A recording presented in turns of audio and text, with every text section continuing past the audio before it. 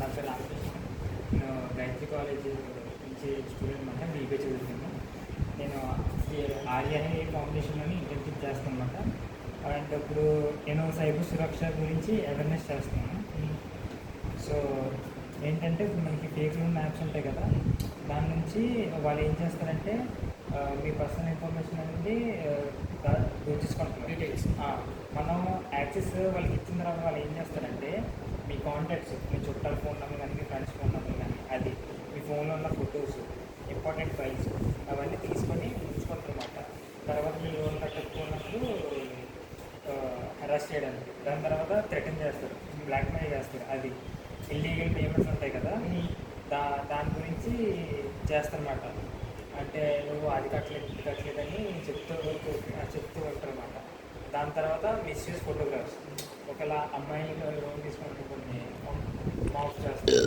అది కాకుండా మీరు కదా మీ ఫోన్ ఏం చేస్తారంటే మీ చుట్టాలంతా పంపించేసి మీ చుట్టాలకు ఫోన్ చేసి ఇంత లోన్ తీసుకున్నాను లోన్ ఇవ్వలేదని చెప్పి వాళ్ళకి ఫోన్ చేసి చీట్ చేసినట్లుగా. దాని తర్వాత మీ నుంచి ఎలా తెప్పించుకోవాలంటే యాప్ని డౌన్లోడ్ చేసుకోవాలి, ఏది పడితే ఏది. తర్వాత verify loan and financial offers, వాళ్ళు ఏమి ఇస్తున్నారు, మనం ఎంత వడ్డీ కట్టాలి, ఇంకెంత బాకీ ఉంది, అవన్నీ చూసుకోవాలన్నమాట. ఓకే. దాని తర్వాత స్ట్రాంగ్ పాస్వర్డ్స్ అనేది చాలా ఒక 10 నుంచి 16 వరకు పెట్టాలి.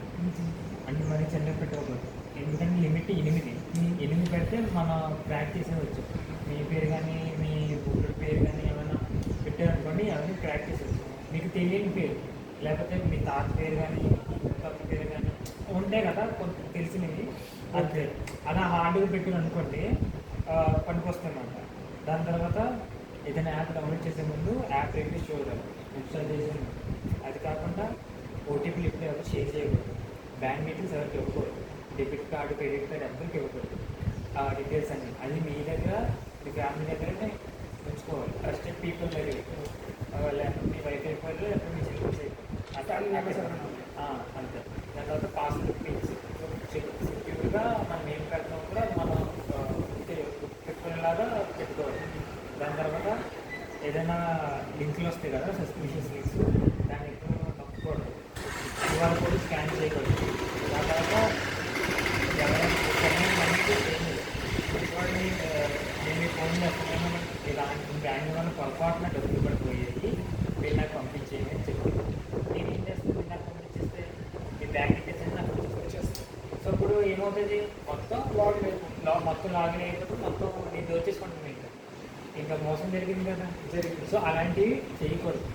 పడిపోతే అంటే వదిలేయండి, ఓకే మీరు వాడేసుకోండి, లేకపోతే లేదు, లేకపోతే బ్యాంక్కి చెప్పండి ఇలా పడిపోయాయంట ఏంటి అని. దాని తర్వాత గివింగ్ అన్నెసెసరీ యాప్ పర్మిషన్లో అంత మాటలు ఇవ్వకూడదు. ప్రతిదీ అడుగుతుంది, ఫొటోస్ కానీ వీడియోస్ కానీ దేనికైతే ఇవ్వాలి దానికి ఇవ్వాలి. దాని తర్వాత కామన్గా జరిగేది ఇది loan app fraud, UPI fraud, QR code, lottery scam అని చెప్పి, ఫేక్ జాబ్ ఆఫర్లు అని, arrest scams, social media blackmail, అది ఇవి జరుగుతాయన్నమాట కామన్గా సైబర్ ఫ్రాడ్. ఓకే. మీరు ఒకవేళ విక్టిమ్ అయితే మీరు దీని నుంచి లైక్ మీరు తొలగాలనుకుంటే ఫ్యూచర్లోని పేమెంట్స్ ఆపేది, ఫ్రాడ్ పేమెంట్స్ ఉంటాయి కదా, అవి మీరు ఏది నొక్కకూడదు, వీటికి కూడా నొక్కకూడదు. దాని తర్వాత మీకు ఏదైనా వచ్చిందనుకోండి స్క్రీన్ షాట్ తీసుకోండి ఎవిడెన్స్ కింద, బై చాన్స్ ఇన్ ఫ్యూచర్ ఏదైనా అవుతాయి. ఓకే. మీకు cyber crime help line number అనమాట 1930, మీరు దాన్ని కాల్ చేయొచ్చు. కాల్ చేసి కంప్లైంట్ చేస్తే వాళ్ళు రిజిస్టర్ చేసుకుంటారు, లేకపోతే దగ్గర ఉన్న పోలీస్ స్టేషన్కి వెళ్ళి ఇది ఇష్యూ అంటే వాళ్ళు సైబర్ క్రైమ్ కింద ఇష్యూ అనేది చేసుకుంటారు. లేదు నాకు పోలీస్ స్టేషన్ పని అవ్వలేదంటే ఇది వెబ్సైట్ cybercrime.gov.in. సో ఈ వెబ్సైట్కి ఆన్లైన్ ద్వారా మనం అప్లై చేసుకోవాలి, ఇది నాకు అప్డేట్ అయిందని చెప్పి మాకు టైప్ చేసుకోవాలి.